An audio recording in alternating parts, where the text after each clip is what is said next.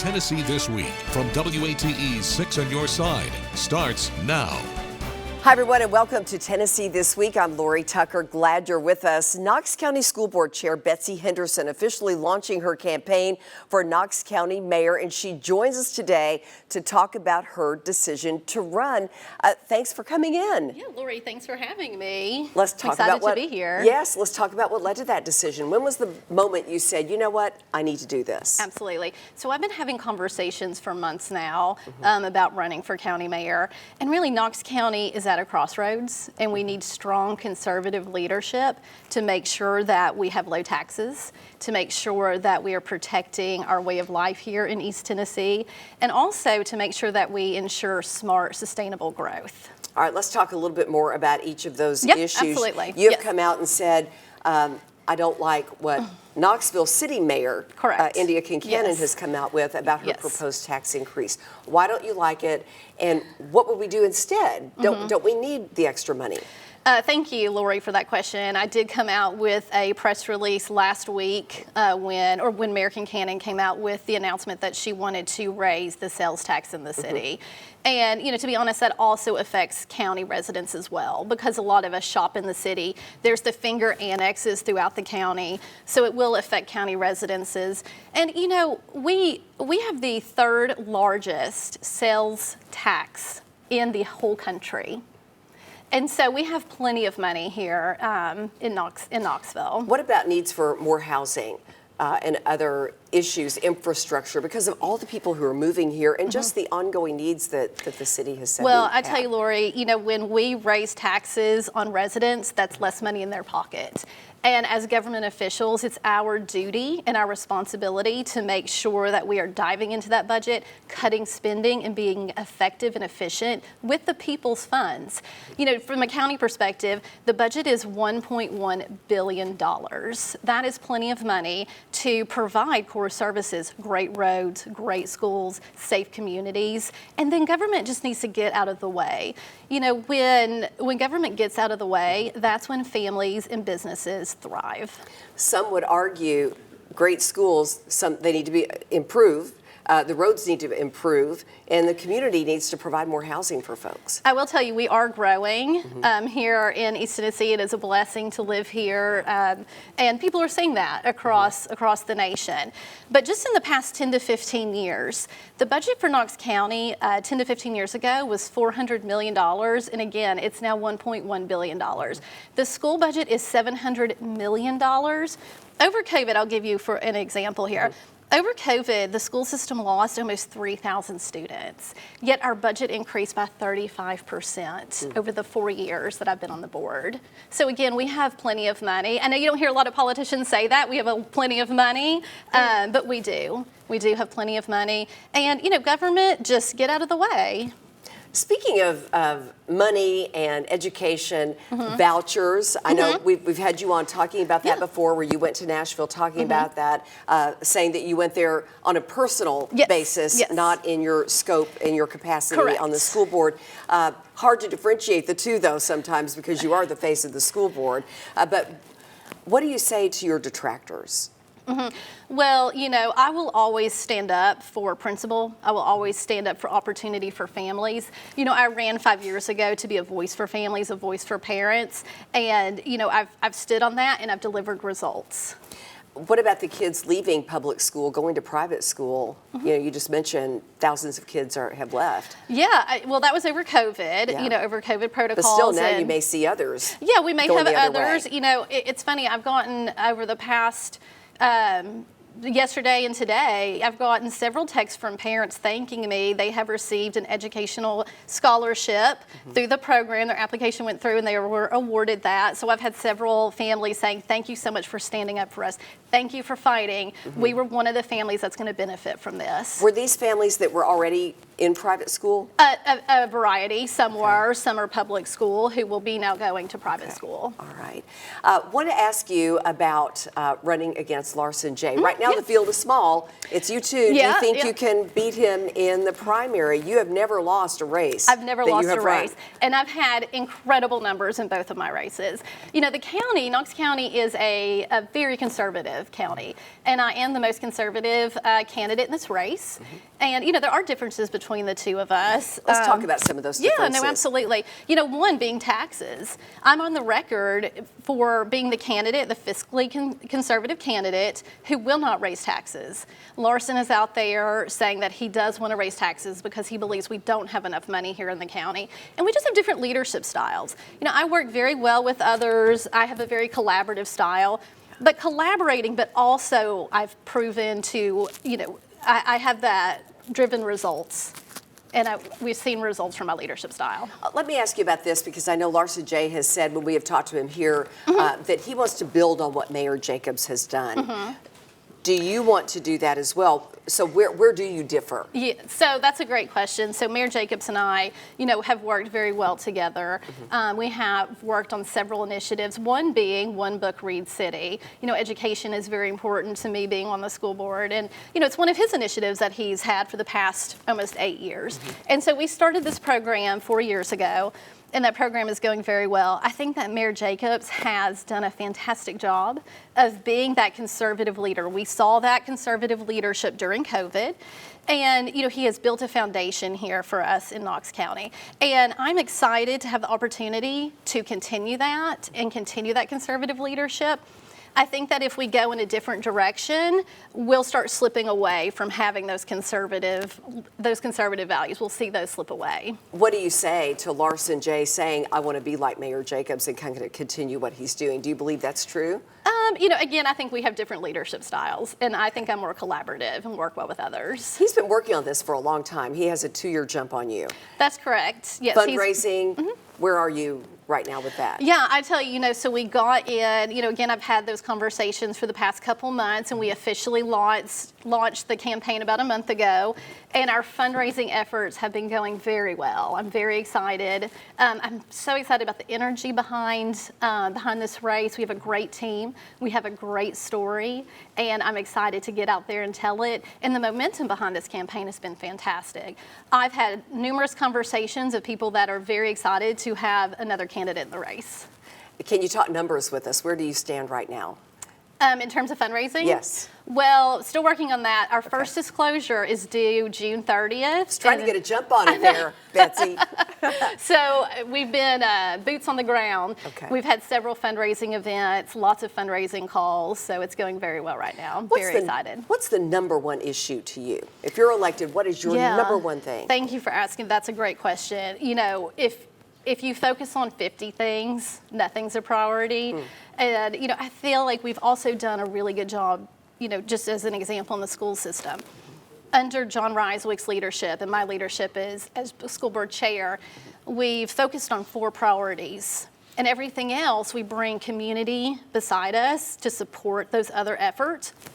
And I see working in this role in the county no different. So one of the most important issues is making sure that we keep taxes low. That way, hardworking families keep more money in their pocket. You know, they're getting hit at the grocery store, they're getting hit at the gas pump, and it's our responsibility to make sure that we provide those core services and make sure that our families are thriving. I do want to point out there's no tax increase on groceries. I mean, the potential sales tax wouldn't impact groceries. I've got the list here: baby formula, diapers, gas, utilities, and rent. That's correct, but it's still $47 million out of hardworking families' pockets. Let's talk more about education. 865 Academies, that's getting a lot of attention. Yeah, it's a great program. Project Grad is kind of evolving out of that into the academies. Yes. Is there more of an emphasis on bringing up trades as an option? Yeah. Not just college is the only way to go. Right. So this is something I'm very excited about. So I served on the 865 Academies Task Force when we were bringing this into Knox County, and we were trying to craft what does this look like in our high schools. And as the mom of a high schooler myself, I was interested to see what does this look like in practice. And it's been very exciting. I also serve on one of my most favorite boards I serve on is CEO of Champions. And what that board is, it is CEOs from all across Knox County. And we go to different high schools quarterly and talk to those students. And they talk about their pathway, the programs that they love, what they don't love. And so that has been very impactful. And you know, college is a pathway for some students, but not for all students. And so I love that we are being intentional and we have reimagined the high school experience for all of those high school students, so they do have a pathway. Looking at it realistically, yes. You know, with where we are. Yeah, okay, we're going to end on a light note. We're almost out of time. This is fun. Yeah, no, I mean, I could go on for hours. I know, this has been great. Yeah. I wanted to ask you about girls flag football. Let's end on that. Yes, yes. So last year, this became a sport, and now it's in all of our high schools. So they piloted it last year, and funny enough, so I have a daughter who's going to be, she's 14, she'll be in high school next year, and she's trying out for the soccer team. But I've encouraged her, I said, hey, I think you'd be great at this sport. I mean, I played it at UT in our sorority, and so I think it's a great opportunity for girls. I'm really excited. Very interesting. All right, we're going to have to see how that goes. Yeah. Bessie Henderson, thank you so much for being with us. Yeah, thank you, Lori, for having me. We I appreciate it so much. Thank All right. you. Everyone, stay with us. We are going to be talking with our pundits, not only about what Betsy Henderson had to say, but also about the state of our Richard L. Bean Juvenile Justice Center, the detention center. So stay with us for more. Welcome back to Tennessee This Week. A moment ago, we heard from Betsy Henderson following her formal launch of her campaign for Knox County Mayor. We are going to talk about what she had to say in a moment, but first, we want to hear from Knox County Mayor Glenn Jacobs about what comes next for the Richard L. Bean Juvenile Detention Center after Superintendent Bean announced he would retire. Mayor Jacobs says Bean will retire at the end of August. This development follows outside pressure for Bean to reinstate 2 employees who were told were fired in retaliation for reporting issues at the center. The most important thing is to ensure the well-being of the young people in the Juvenile Detention Center. The state has agreed that DCS will provide more intensive oversight and support while this transition is taking place. We have an emergency ordinance that will go before County Commission to dissolve the board. That will bring it back under the mayor's, technically under the mayor's office and the county and commission. But then the sheriff will actually run the facility on a day-to-day basis. That transition is not going to happen tomorrow. It will be a couple months. Now let's bring in our panel of pundits. The gang is back together. Courtney Piper, Craig Griffith, and Michael Covington all join us. It's always good to see all of you. Glad to be here. Thank you. Let's talk about this and your thoughts on what's happening right now after years and years and years of Richard Bean being at the helm since 1972 at the detention center. Well, I think the actions that Bean took that led up to the intervention by not only Mayor Jacobs, but also the juvenile court judge. Judge Tim Irwin. The steps that he took were not good for the security or safety of the youth that are housed there. So I think they took appropriate action, and Richard Bean chose to retire, which probably is the best thing for all parties considered. But you know, my question is, a couple of them is, there was a report on ProPublica and WPLN, the Nashville Public Radio station, in 2023 Correct. About disciplinary actions that Mr. Bean was taking in the center then. Why didn't they step forward then? Why didn't they take swift action to rectify that problem and to perhaps encourage Mr. Bean to retire at that time? And then my second question is, why are all these fiefdoms, kingdoms in Knox County government? I mean, recently we've had the problem at the Bean Center. We also had the problem in the trustee's office. Everyone says, oh, there's nothing I can do about it. That's not under my purvey.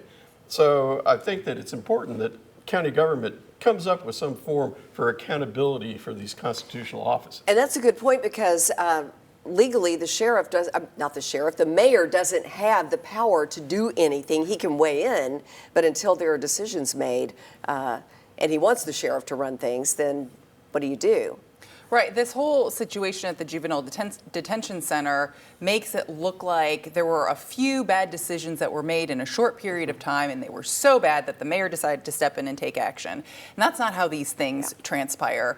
This had to been, these sort of actions, as well as the noncompliance with state law, was probably happening for decades, and no one chose to do anything. And that's why we got to a point where it spiraled out of control. You know, shame on the powers that be and the systems that allowed that to happen. Mayor Jacobs stepped in this year and decided to do something about it. Why didn't he step in sooner? There is that board, but clearly that board was ineffective if they allowed these issues and this noncompliance to continue to perpetuate. So I'm glad to see that we're doing something about it now, but we also need to take careful consideration to make sure that things like this do not happen in the future, because what we've shown in Knox County is there's a propensity to let poor leadership fester for way too long. This is a 3-member board for our kind of de facto members, if you will, and this has been reported in published reports that Richard Bean said these 3 are my best friends. So one has to wonder, and then you do go back to that 2023 report, and the whistleblower, credit to that person for being brave enough to step out and bring these issues to light, which she had tried on several attempts at several different agencies to no avail. Richard Bean is a friend of mine who, if I had had an opportunity to give him some advice 2 decades ago, I would have suggested that he develop a succession strategy. I don't want to stop you. Have you dropped your mic? It may have fallen off. Okay. It was, unstable. We just want to hear you, Michael. Okay, all right. It's down here somewhere. Okay. But I imagine, yes. There we go. But so a succession strategy would have been the thing that would have helped Richard. They named the center after him. He was doing great work. The center needed some realignment. They did not need the 3-person board that they have. They needed to have had some independent board assignment, just like we do at other committees and posts within the county. The mayor and the county commission appoint them, and that should have happened in this situation. That board should have been more objective in their oversight. And we're unique in this setup. Most Yes. everybody else has the sheriff's office running things. Yes, yes. Interesting. And of course, the sheriff's department is independent of the mayor's office and the county commission too. So, and I do fault the state a little bit in this, a lot in this, because apparently complaints were forwarded to the state year after year after year. To DCS. Yes, at DCS, and they continue to certify the operations of the center.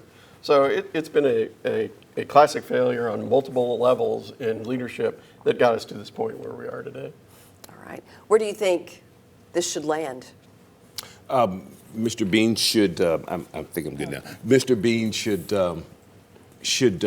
clean the house up, get everything ready for the transition. I think he has committed to doing that. Bean has provided good service to the citizens of Knox County, but he stayed too long. It's just like a pro athlete or a boxer. When you stay in the game too long, the mistakes that you make are critical mistakes. He's 84.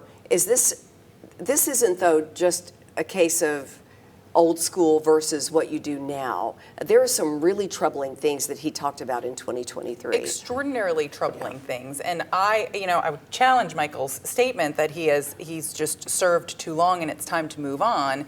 It's clear that he was not well equipped to do his job. He was not capable. He was not competent to do his job. I would love to see if the board keeps minutes that are publicly available when these non-compliance orders, when these orders came in from DCS. What was the discussion like around with board members? How were they keeping Richard Bean accountable to fixing these mistakes? What was that discussion like? Did they take those seriously? Did they want to hold Richard Bean accountable, or were they laughing about it? And at the end of the day, it's about the kids. It is about the kids, and there was failure all around Richard Bean. Things should have been dealt with. Craig said it. Things should have been dealt with. They should have been dealt with. And had they been dealt with, Richard Bean may be okay right now, but I don't know. There is apparently no mandatory retirement age in Knox County government. Maybe that's something a future county commission should take a look at. Interesting. All right. Everyone stay with us. There is much more to come here on Tennessee This Week. We're going to be talking about Betsy Henderson, who is running for Knox County Mayor. We'll break down what she had to say when we come back.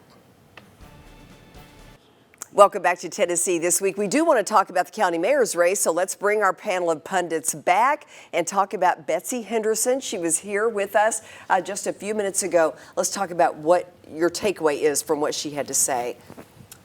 Well, I'm glad there's multiple candidates in the race.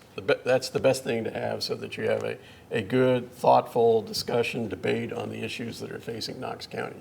So I'm glad that there's more people in the race. I think she's going to have a long road to raise enough money to be competitive in the race. It's very expensive now to run for public office, and time will tell whether she's going to be successful enough in raising the capital that she needs to run. So it's going to be an issue of, are the vouchers popular or are they not popular? The sales tax referendum, it might be over by the time this county mayor's race comes up, but it'll be interesting to see where the county comes down on those issues. So, and of course, the whole issue for most parts of Knox County is quality development, roads, zoning issues, new neighborhoods. How are you going to come up with the money you need to build the infrastructure to handle all the growth that's anticipated to come? And of course, schools. All right. You're saying we don't have enough, we won't have enough money. The current budget is not enough to do all that. No, it never is. Never is. Well, Courtney? and one of the reasons is because during the Ragsdale administration, County Commission allowed him to take out adjustable rate bonds, for lack of a better term, and we have only been paying the interest on those bonds, and the principal is coming due in the next couple of years. So this extra money that we all think that we have in Knox County will be used to start paying the principal on those bonds and not providing services and infrastructure to Knox County residents. And what we know in Knox County is we're growing. People are moving here.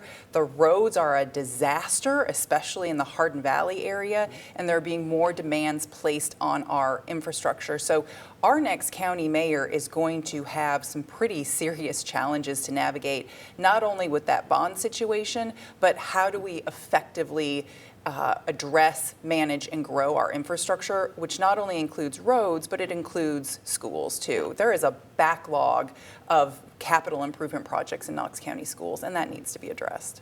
Michael? Well, let me unpack this slowly. There is no shortage of funding available for any mayoral candidate at the county level. If you look at financial disclosures, what you will see is that the smart money follows the candidates, not a single candidate. The smart money from developers or whoever it is that donates the most money, they're hedging their bet. They don't put all of their monies with one candidate. Just because one candidate came out first means he's collecting his money first. But some of those same donors are going to donate to the second candidate that enters the race and the third candidate. The third candidate that enters the race may raise more money than any of the candidates that are in the race right now. Do you know something? Yeah, do you have an in on that? I always know a little bit more than I tell. Do you tell? Is there a third candidate? There's always a third candidate. The Who might that be? Canfield effect? The Stacey Campfield effect, exactly. Except with a credible candidate. A credible candidate that enters this race right now will have the opportunity to feast on all the shortcomings of the existing candidates. Betsy will have some challenges within her own district. Terry Hill is very formidable. Terry Hill has some real issues with Betsy Henderson. If Betsy Henderson overcomes those issues with Terry Hill, I see a path. If she can't, I see a tough slog ahead. Betsy Henderson has not lost a race that she has run. And that's very good. Her name is well known. Larson Jay's name is well known. And Larson Jay is a county commissioner, a county legislator. Who has run countywide. Betsy that makes Betsy is a school board representative, slightly different discipline. So to traverse that difference, that will be something else for Betsy to overcome. The shortcoming of not being a legislator at the county level, instead being over the school board. It's just a difference in who she is, and she can establish herself as that leader. She just needs to do it. If a third candidate comes into the Republican primary, I don't necessarily, again, it would have to depend on who they are, but I don't necessarily see that person emerging as the victor. I see that person pulling from either Larson J. or Betsy Henderson's base, which would propel the opposite one to win the Republican primary. All right. So, this is going to be interesting. I've said this before. This primary is giving the Brad Anders, Glenn Jacobs vibes of years past. And she All right, left we're out out of and she time. left out Bob We'll Thomas. let them keep talking. Thanks for being with us.